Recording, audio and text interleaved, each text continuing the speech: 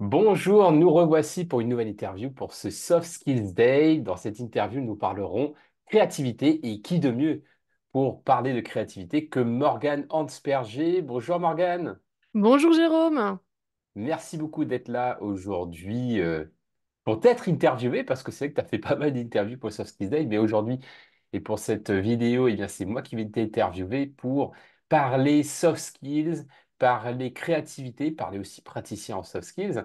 Mais avant d'entrer dans le vif du sujet, est-ce que tu peux te présenter un peu plus pour les personnes qui ne te connaissent pas encore? Complètement. Eh bien, moi, je suis Morgane Hansperger. Je vis à Brest. Je suis une Bretonne. Je suis maman de deux petites filles qui ont 8 ans et 11 ans. Je suis facilitatrice créative, aussi bien graphique que sur d'autres thématiques. Mon dada, c'est la créativité et c'est l'humain. Donc, j'essaye de vraiment de mettre en corrélation ces deux choses, l'humain et la créativité. Et le top pour moi, c'est quand on arrive à mettre la créativité au service de l'humain. Donc voilà un petit peu ce que je fais au quotidien. Mon projet à moi, vraiment, si je devais dire mon top de ma vie, ce serait d'être la référence créativité sur la soft skills créativité. Ah, excellent. Et tu interviens régulièrement dans le programme praticien en soft skills, hein, justement, donc tu fais, bon, on en parlera, hein, donc tu fais des coachings et aussi des ateliers. Mais tu parlais justement de devenir la référence sur la soft skill créativité. Mm. Et c'est quoi la soft skill créativité pour toi? Alors, je me suis un peu amusée à faire une petite recherche sur qu'est-ce que c'était la créativité. Je me suis rendu compte que j'étais assez d'accord avec la définition. La créativité, c'est comment voir les choses sous un angle un peu différent. Le commun des mortels va prendre la chose globalement sous la même forme. Comment est-ce qu'avec la créativité, on prend légèrement un pas de côté? Comment est-ce qu'on propose quelque chose d'un peu innovant, d'un peu décalé par rapport à ce que fait le commun des mortels? Et ce qui m'a beaucoup étonné quand j'ai fait ma petite recherche, c'est que le mot donc vient de l'anglais creativity. Bon, ça m'étonnait pas trop. Mais surtout, il n'est rentré dans l'Académie française, donc dans les dictionnaires et tout ce qu'on connaît aujourd'hui, qu'en 1971. Alors ça m'a vraiment étonné beaucoup, donc je vais peut-être creuser ça, mais comment est-ce qu'avant on parlait de cette innovation, de cette imagination, de cette façon de penser autrement? Et globalement, moi, j'associe la créativité à, à mettre les mains et mettre les sens au service de ce que j'ai envie ou de ce que je souhaite faire en fait. Oui, ça fait penser, quand tu parles de faire un pas de côté, c'est ce fameux proverbe de dire de penser en dehors de la boîte, thinking out of the box. Et bah, c'est vrai que dans le processus de créativité, il y a vraiment ce point de départ-là de comment je change mes perspectives, je change de point de vue pour créer quelque chose de nouveau et, comme tu dis, de quelque part mettre les mains pour pouvoir créer, en fait, parce que c'est ça Ouais. aussi la créativité, Je c'est pense pas qu'il y a juste vraiment quelque voir. chose de... Hmm. Si on parle beaucoup de créativité au niveau des artistes et au démarrage de la peinture et tout ça, je pense que c'est vraiment qu'il y a quelque chose de tactile et de manuel, mais on peut très bien l'imaginer avec la danse ou même nous, en tant qu'entrepreneurs, on fait preuve de créativité également. Mais ce que je trouve intéressant, c'est que c'est pas parce qu'on pense légèrement à côté qu'on n'a pas notion de ce que le commun des mortels va faire. C'est-à-dire que pour moi, avec ma créativité, j'ai vraiment conscience de ce que tout le monde va faire et j'imagine très bien ce que une autre personne ferait dans cette situation-là. Mais volontairement, je vais me mettre, moi, en challenge pour aller chercher quelque chose d'un tout petit peu à côté, d'un tout petit peu différent et être vraiment connecté à mes sens. Vraiment à être dans quelque chose de presque primaire, tu vois. Hmm. Quand la proposition est faite, de vraiment pouvoir la prendre dans les bras et dans le contexte, quoi, tu vois, vraiment de mon corps, quoi. Hmm. Et, et- et par rapport à ce que tu dis, finalement, là, on parle vraiment de soft skills. C'est parce que c'est vrai que souvent on parlait de créativité, mais de personnes créatives et comme si c'était de la personnalité de la personne, qu'elle était comme ça, donc elle était différente, donc elle voyait des choses différentes, donc elle était créative. Mais finalement, de ce que tu dis, c'est que c'est pas forcément, alors ça peut bien entendu, mais c'est pas forcément la personnalité, c'est que c'est un choix, c'est une intention que tu fixes, un comportement que tu adoptes en fonction de la situation et qui permet d'atteindre ce résultat. Et quelque part, c'est ça, Oui. la soft skill. Donc là, la soft skill créativité, c'est, ok, bah, j'ai conscience de mes biais cognitifs, par exemple, j'ai conscience de comment on ferait naturellement quelque chose, eh bien, je me mets en mode créativité. Et le mode créativité, c'est comment bah, je fais quelque chose de différent.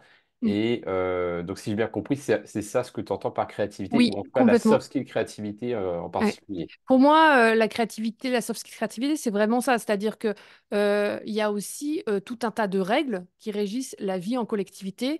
Et moi, j'ai beau avoir faire preuve de créativité, s'il y a un panneau sens interdit, je ne vais pas dans cette voie-là, même si j'ai envie d'être créatif et de faire autrement les choses. Il y a des moments, ce n'est pas la place d'être créatif. Il y a des moments où c'est pas le besoin d'être créatif. Par contre, si je suis dans ma cuisine et que je dois faire un repas pour ce soir et que j'ai quelques ingrédients avec moi, bah là, je peux me dire comment je peux les associer, qu'est-ce que je pourrais faire pour faire quelque chose qui n'est pas dans un livre de cuisine, quelque chose qui est avec ce que j'ai sous la main, quelque chose qui est par rapport à ce que ma famille aime ou par rapport à ce que j'ai comme temps. Comment est-ce que je peux faire avec plein de contraintes? Parce que pour moi, la créativité, c'est aussi plein de contraintes, c'est-à-dire des contraintes que l'on s'impose et des contraintes qui sont là. C'est vraiment avoir conscience de toutes ces contraintes-là pour jouer avec ça. Pour moi, en créativité, on joue beaucoup et je fais beaucoup de parallèles entre la créativité et tout ce qui est ludique parce que pour moi, c'est très, très, très lié en fait. Ah, c'est-à-dire, j'aimerais en savoir un peu plus là-dessus. En quoi la créativité a besoin de contraintes? Eh bien, à mon sens, plus on va cadrer les contraintes qu'on a, plus on va pouvoir être sécure dans cette zone-là et pouvoir proposer des choses complètement folles qui peuvent être folles ou qui peuvent ne pas l'être en fait finalement. C'est-à-dire on ne se met pas de barrières autres que les contraintes qui, elles, sont fixes. C'est-à-dire qu'on est conscient des contraintes qu'il y a, des barrages vraiment qu'on ne pourra pas transgresser. Mais à l'intérieur de ça, par contre là, on lâche complètement le cerveau et on enlève toutes les autres barrières qui ne sont pas celles qu'on a mis sur les bords, en fait. Hmm. Donc, quelque part, les contraintes, c'est une manière de créer un espace dans lequel on va pouvoir être créatif. Un peu comme par exemple le mind mapping, qui est un système de prise de notes qu'a créé Tony Buzan, mais qui est très contraignant, hein. On ne peut faire une branche, on peut faire que des branches curvilignes avec les mots que sur les branches, un seul mot-clé par branche, etc. Et que finalement, ce système de contraintes permet de stimuler la créativité parce que ça crée cet espace-là, si je comprends bien. Oui, moi je pense vraiment que la contrainte crée la créativité. Si j'ai tout mon placard à disposition et que j'ai des tonnes et des tonnes d'ingrédients dans mon placard, bah, je vais pas être super créative. Par contre, si j'ai plus que trois trucs dans mon frigo, et qu'il faut que je fasse à manger et qu'il faut que j'invente un truc ou qu'il faut... Là, je vais commencer à aller chercher vraiment dans ma créativité comment je peux faire pour faire autrement, tu vois. Hmm. Et pareil, quand tu es face à... Enfin, je prends les exercices d'écriture parce qu'en ce moment, je suis en train de travailler sur de l'écriture. Eh bien, si on te dit par exemple, le professeur nous a proposé d'écrire un texte sans aucun verbe, eh ben, c'était très, très difficile d'écrire un texte, ne serait-ce que de 10 lignes, sans aucun verbe. Et en plus de ça, histoire de bien stimuler la soft skills créativité, il nous a proposé de partir sur le thème de la méchanceté. Donc, en plus de pas mettre de verbe, il fallait que le texte parle d'un méchant ou soit en thème avec la méchanceté. On fait notre exercice, très bien. Ensuite, tu te remets à écrire. Et là, c'est exactement comme en lecture rapide. C'est-à-dire que tu te remets ensuite à écrire, mais ça paraît tellement simple une fois que tu as le droit de mettre des verbes Hmm. dans ton écriture, parce que tu t'es imposé à un moment donné un exercice un peu contraignant. Et je pense que la lecture rapide fait beaucoup ça aussi. Mhm. On prend le livre à l'envers, on stresse un petit peu la lecture pour après redescendre en vitesse. Et je pense vraiment que ben, explorer cette capacité, moi je pensais pas du tout être capable d'écrire un texte sans verbe. Ben finalement, ben si en fait, si tu joues avec ça, si tu mets pas un enjeu de ta vie derrière, hein, parce qu'on est bien d'accord que j'ai pas écrit le texte de ma vie et c'était pas l'enjeu, c'est juste je propose un exercice. Je le prends comme un exercice, pareil quand je fais un repas chez moi, voilà, j'invite pas toute la cour à venir manger, hein, je prends pas, j'ai pas d'enjeu derrière. Donc je peux être libre dans ces conditions-là de tester des choses, en fait, d'être innovante et de tester des choses. Hmm. Alors là, tu as utilisé pas mal d'illustrations du quotidien, le frigo, l'écriture, etc. Maintenant, c'est vrai que le concept des soft skills est souvent utilisé dans le contexte des entreprises. Mm. Et si là, on se dit, OK, bah, la soft skill créativité, en quoi elle est devenue si importante dans le monde du travail aujourd'hui? Je pense qu'elle est très intéressante parce que déjà, être conscient de ses limites et de ses bornes dont on a besoin pour la créativité, c'est déjà hyper important dans une collectivité, globalement, hein, dans une structure, que ce soit l'entreprise ou autre. C'est vraiment très important. Et je pense que la soft skills créativité fait la différence entre les humains aussi. C'est-à-dire que cette façon de penser légèrement à côté peut nourrir l'intelligence collective. C'est-à-dire que quand on est en équipe ou en groupe en train de travailler sur un projet commun, avoir plusieurs personnes qui cherchent un tout petit peu sur les bords comme ça fait vraiment une émulsion qui est hyper bénéfique pour le groupe. Parce que si on n'a que des gens qui vont sur les bords, c'est pas, c'est compliqué aussi. Donc, quand tu es dans un groupe, c'est là que ça devient hyper riche d'avoir quelqu'un qui est capable de faire preuve de créativité et de lancer des idées un peu divergentes, qui finalement sont peut-être pas si divergentes que ça quand tu acceptes de les prendre en considération et de te dire, ah oui, le truc qui s'appelle les 15 ans de l'anniversaire, bah, et si on faisait 15 événements, 15 petits événements, au lieu d'en faire un gros, hop, au début c'est juste balancé comme ça, et finalement tu te dis, ah, c'est pas déconnant, c'est pas déconnant. Mais il faut aussi derrière des gens qui cadrent et qui disent, attendez, on est tous, on a un budget, on a ceci, on a cela, et après tu resserres l'entonnoir. Mais au démarrage, tu l'as ouvert, l'entonnoir, en fait. Tu as accepté à un moment donné d'ouvrir l'entonnoir et de le laisser libre cours, en fait. Et pour moi, la créativité, et c'est comme ça, je vais le dire avec mes mots, ce que tu viens de dire, c'est que ça ouvre le champ des possibles. Donc, quand on a de la créativité dans l'équipe, au lieu d'avoir un mode de fonctionnement, comme par exemple, on entend souvent, on a toujours fait comme ça, Mm. bah, surtout dans dans un monde qui change, que dans ce monde VUCA, justement, où tout change, et que bah, si on fait toujours comme on a toujours fait, bah, à un moment donné, on va droit vers le mur. Eh bien, la créativité permet de sortir de ce on a toujours fait comme ça pour tester des choses différentes. Alors, Ouais, c'est sûr que parmi ces choses différentes que l'on va tester, ça va pas toujours marcher, mais au moins, bah, ça permet d'avoir des possibilités et de trouver de nouvelles manières de faire qui fonctionneraient beaucoup mieux que comme on faisait auparavant. ouais, Et je pense que complètement. ça, c'est une vraie force, en effet. Ouais. Ouais, je pense vraiment que quand on est dans un groupe, c'est hyper riche et ça permet aussi de se démarquer de concurrents, de ce que fait l'autre et d'avoir quelque chose, une proposition que le client derrière va, si on est assez malin, va être capable de détecter, quoi. Mm. Ouais, comme tu dis, oui, ça permet de sortir du lot parce que si, avec la créativité, on aura une manière de fonctionner, un produit, un service qui va être unique, original, inédit, alors que bah, si on fait comme les autres, ben, on va se mettre en comparaison, en Mm. concurrence, comme tu le dis, des choses qui sont similaires finalement. Ouais. Mm. Et donc, voilà, la créativité, hyper utile en entreprise. C'est une soft skill qui est accessible à toutes et à tous parce que c'est pas juste la personnalité. Donc, même les personnes qui se disent pas créatives, elles peuvent développer la créativité. Maintenant, la question, c'est comment on développe ça? Comment on développe cette compétence, cette soft skill créativité? Eh bien, moi, je pense que ben, déjà, faut créer de la contrainte. Faut créer de la contrainte, il faut accepter d'y consacrer un petit peu de temps et se mettre dans un endroit où on est sécure, quoi. Le faire sur des domaines où on est sécure, pour pouvoir justement accepter de lâcher ces choses-là, que ce soit par la parole ou par l'écrit ou par le dessin, mais accepter de lâcher prise. Il y a un gros lâcher prise en fait dans la créativité. Il y a une part d'innovation et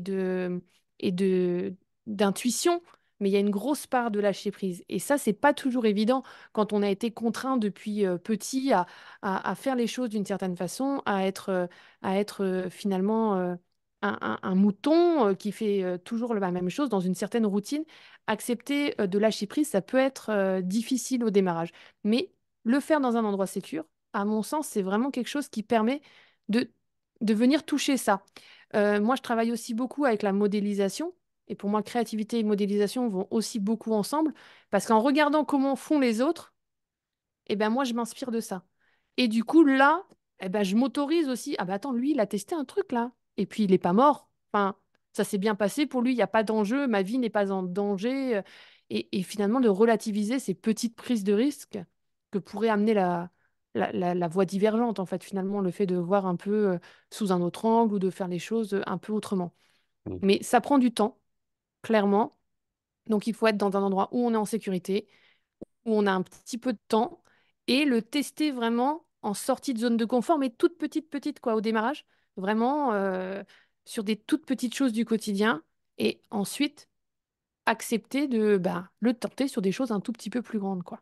Et après, ça Mm. devient vraiment un automatisme de fonctionnement. Alors, quand tu dis que ça prend du temps, c'est-à-dire, est-ce que il faut faire régulièrement? Comment ça, c'est quoi le temps justement qui est nécessaire pour développer cette Ben, soft skill? moi, je pense que c'est vraiment dans les toutes petites choses du quotidien dans les toutes petites changements d'habitude, quoi. Au démarrage, ça peut vraiment être, je dors toutes les nuits du même côté du lit. Ben, finalement, et si on était un peu créatif et qu'on changeait ces choses-là?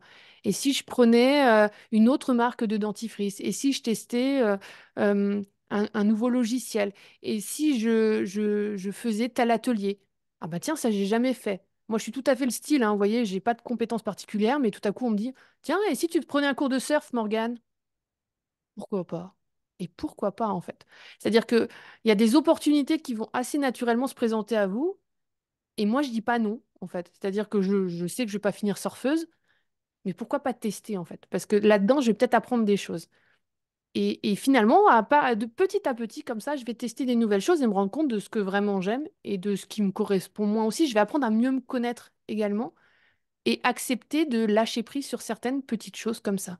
Et sinon, après, on peut partir sur vraiment la créativité plastique ou la créativité vraiment d'écriture, qui vraiment là peut se pratiquer à la maison par l'écriture intuitive ou par tout ce qui est de mettre des petits dessins dans vos prises de notes ou dans votre carnet de, comment on appelle ça, dans l'agenda, par exemple, commencer à mettre des petits dessins, à essayer de venir voir un tout petit peu différemment de ce que vous faisiez d'habitude. Pas forcément de ce que fait la norme, mais de vous, ce que vous faisiez d'habitude, de votre rail, de ce qu'il y avait d'habitude, de se dire, bah, tiens, et si je faisais un tout petit peu différemment, tiens, tous les dimanches, je mange des frites, et si je mangeais autre chose ce dimanche, quoi. Si j'allais au restaurant et que c'était l'autre personne qui choisissait mon menu, qu'est-ce qui se passerait? Enfin, voilà, un peu tester cette zone de différence, quoi, de choses un peu différentes, mais qui, à mon sens, sont des petites prises de risque qui ne mettent pas en jeu votre vie, quoi. Vraiment, Mm. clairement pas. Clairement Mm. pas.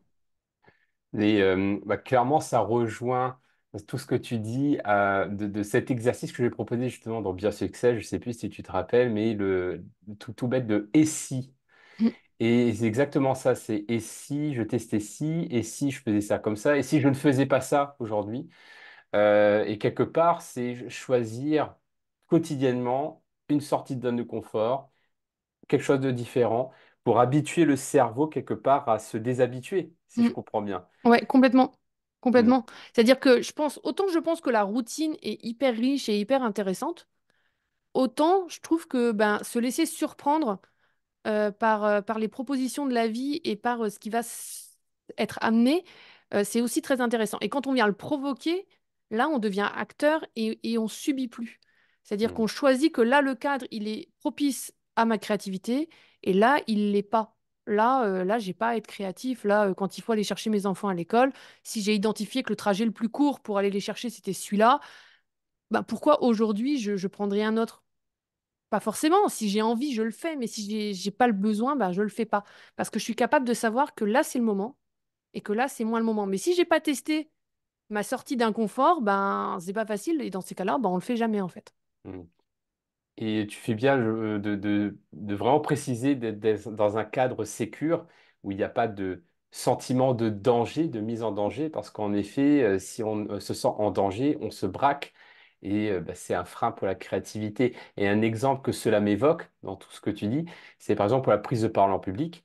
Et si, par exemple, moi, j'ai envie d'être créatif dans mes prises de parole, eh bien, ce serait dangereux pour moi de tester quelque chose de totalement nouveau que j'ai jamais testé pour une conférence devant 400 personnes avec beaucoup d'enjeux.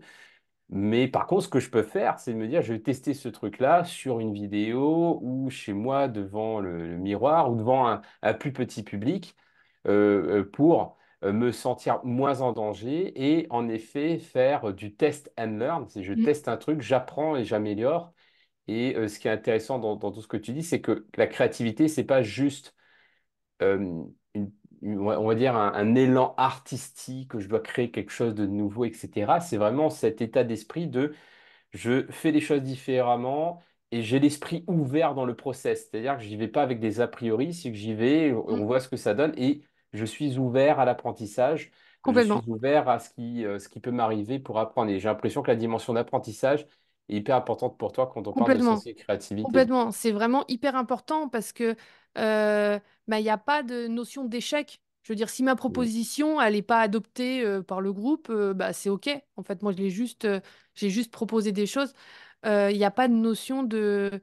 ouais, il n'y a pas d'échec, il n'y a pas non plus toujours de réussite. Je veux dire, des fois, quand je fais certains travaux d'écriture ou certaines choses en créativité vraiment graphique, je veux dire, en découpage, collage, bah, c'est pas non plus toujours dans l'idée de le publier sur Internet ou de faire une expo. Absolument pas, quoi. C'est à un moment donné de décharger des émotions ou d'être à l'écoute de mes mains et de mon corps aussi et de ce qui se passe à l'intérieur de moi, en fait. C'est beaucoup dans les sensations aussi que moi je le vis, quoi, la créativité. Mm.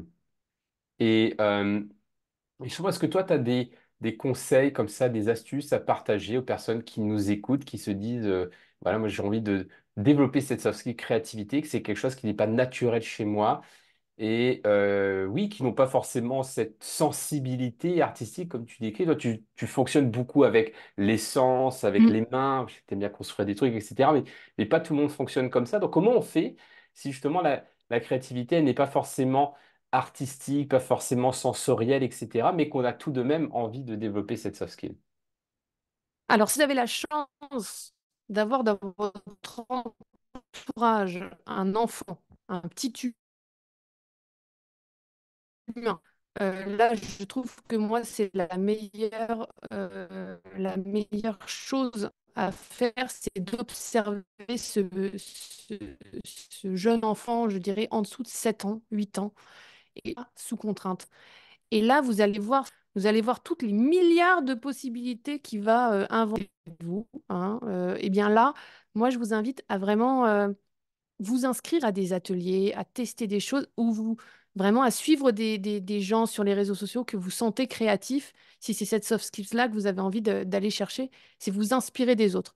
Moi, je pense que l'humain fonctionne en copiant les autres et en regardant vraiment ce que fait l'autre et en se disant, bah, oh, bah, il a passé... Si lui, il arrive à prendre un peu de temps pour faire ça dans sa vie, peut-être que moi, je peux essayer de mettre un peu de ce temps-là au service d'un projet similaire.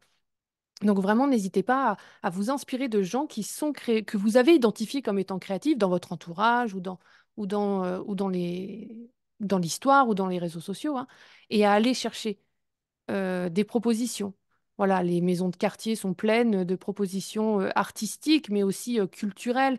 Aller voir des spectacles, aller voir des films pour essayer de réfléchir aussi à faire des choses. Enfin, moi, il y a aussi cette notion de beau. Alors, je ne sais pas trop l'expliquer, mais dans la créativité, il y a une certaine harmonie et un certain notion de quelque chose qui me fait vibrer et que je trouve beau. Alors ça, c'est hyper personnel, mais moi, je trouve ça hyper intéressant de se dire, bah, est-ce que ce truc-là, il me rend heureuse, quoi? Est-ce que cette proposition-là, cette chose-là, ça fait plaisir à mon cerveau? Est-ce que ça me stimule? Est-ce que ça me donne de l'énergie? Si la réponse est oui, eh ben, c'est qu'il y a quelque chose à aller creuser vers là, en fait. Si l'inconfort, il est trop grand, c'est que c'est peut-être trop, le pas est peut-être trop grand, en fait. Mm. Voilà, Mhm. si là, je décide tout de suite d'aller sauter en parachute, c'est peut-être un tout petit peu trop stressant pour moi. Par contre, prendre un cours de surf ou me lancer dans l'escalade, voilà, moi j'ai appris à faire de l'escalade il y a 3 jours là avec mes enfants. Bah, pourquoi pas? J'ai appris quelque chose de nouveau que je savais pas faire. Je stimule cette notion, cette capacité que j'ai à apprendre. Et du coup, après, ben, j'ai beaucoup plus de possibilités qui s'offrent à moi quand un challenge ou quand une proposition m'est faite. Parce que j'ai expérimenté des choses que je ne savais pas faire. Ça peut être apprendre à jouer d'un instrument ou des choses beaucoup plus simples de la vie, hein, vraiment, je ne sais pas moi, mais vous donnez des petites contraintes, en fait. Vous dire, tiens, et si aujourd'hui, j'avais pas l'électricité chez moi, quoi? Qu'est-ce qui se passerait? Qu'est-ce que je ferais différemment? Voilà. Et si, je ne sais pas moi. Et si j'avais 1 heure devant moi, là, pour faire quelque chose, qu'est-ce que je pourrais faire que j'ai jamais fait? J'aime bien, moi, dans ma semaine, noter la chose nouvelle que j'ai jamais faite. Mm. Voilà. Cette semaine, ben, tiens, ce truc-là, j'avais jamais fait. Oser prendre la parole pendant une réunion, ah bah ça, vous l'avez peut-être jamais fait. Bah, peut-être qu'à la prochaine réunion, s'il y a un truc que vous avez envie de dire, bah, vous allez oser le dire. Et ce sera votre victoire de la semaine. Donc, c'est essayer de faire des toutes petites sorties de zone de confort comme ça, qui vont vous montrer voilà, qu'il y a pas d'enjeu, qu'il n'y a pas de mort derrière, et vous osez être créatif. Pardon. Oser être créatif et être libre aussi d'être qui vous êtes, parce que moi, je pense vraiment que tout le monde a la créativité qui peut être développée en lui, quoi. Vraiment, hein. Je suis tout à fait d'accord avec toi aussi là-dessus. Et super, donc s'inspirer d'abord des enfants, parce que Mm. c'est les premiers, on va dire. Je pense que Euh, les enfants et les animaux, ils sont très forts, hein. ouais. Voilà, mais parce que si vous n'avez pas d'enfant, vous avez peut-être un chat, une poule. Il est aussi, à mon avis, il est très créatif avec sa bouteille d'eau, Mm. hein. Voilà, donc voilà, n'hésitez pas à regarder la nature, à regarder les choses sous un autre œil, quoi. Mm. Vraiment. Ça rejoint ce que me disait Claude Ananou, donc professeur d'entrepreneuriat, qui disait que l'innovation est issue de la créativité. Et la créativité est issue de la curiosité, en fait. C'est la curiosité qui va permettre d'ouvrir le cerveau pour avoir de nouvelles idées, tester de nouvelles choses. Et c'est vrai que sans curiosité, on n'aura pas envie de voir de nouvelles choses, on n'aura pas envie de sortir des sentiers battus. Et ça, c'est vrai que ça m'a fait un déclic, hein, de me dire, bah, ça passe d'abord par la Mm. curiosité.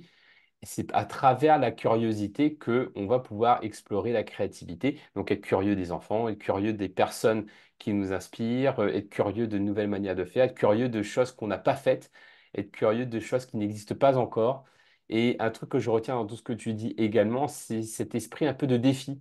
J'ai l'impression que ouais, c'est comme ça que tu Mm. fonctionnes beaucoup Ouais, aussi. C'est, voilà, bah, tiens, un nouveau défi bah, ça te stimule, ça te permet de tester sans te mettre de pression et d'apprendre en fait. ouais, complètement. C'est vraiment cette idée de te challenger au quotidien sur des petites choses et c'est comment est-ce que je vais mettre des choses en place pour arriver à mon objectif plus ou moins avec plus ou moins d'enjeux, hein.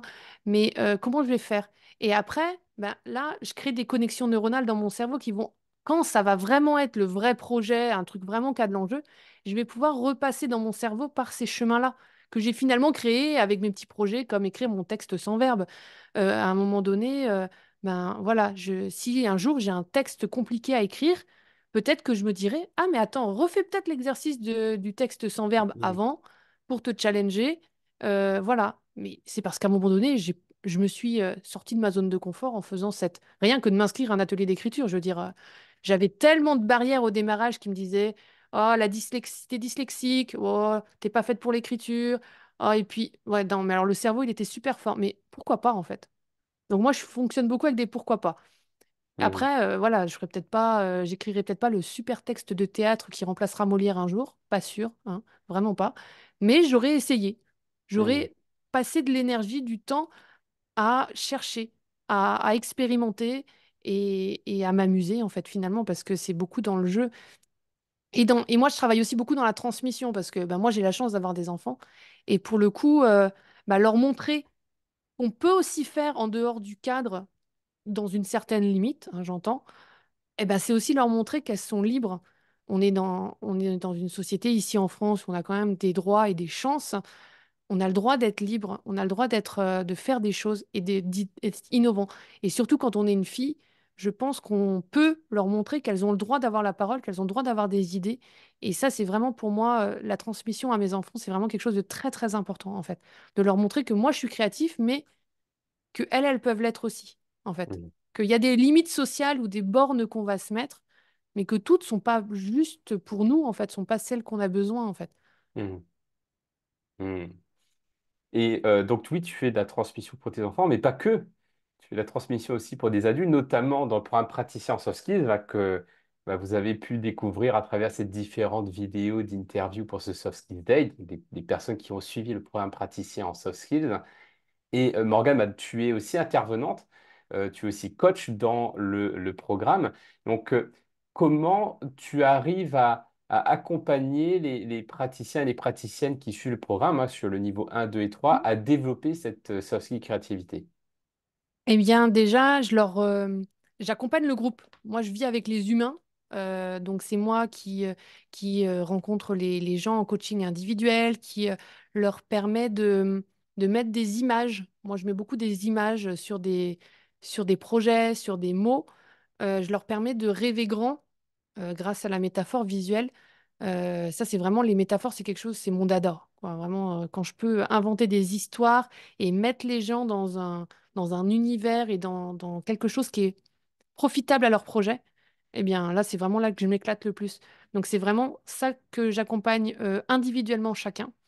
Et ensuite, au niveau du groupe, je suis aussi là pour faire tout ce qui est mastermind où là, eh bien, je suis là pour gérer la parole, pour faire en sorte que chacun puisse s'exprimer, mais aussi poser le cadre des règles, parce que voilà, il y a des règles dans les ateliers en mastermind ou en mentorat collectif qui permettent à la parole ensuite d'être libre et de faire en sorte que l'intelligence collective va être bénéfique à chaque individu du groupe qui assiste à cet atelier. Donc ça, c'est vraiment mon enjeu à moi, c'est de faire en sorte que le cadre soit posé pour qu'ensuite, à l'intérieur, ils puissent enlever tous les freins de je sais pas dessiner, de j'ai rien fait d'extraordinaire dans ma semaine, je n'ai pas de victoire à célébrer.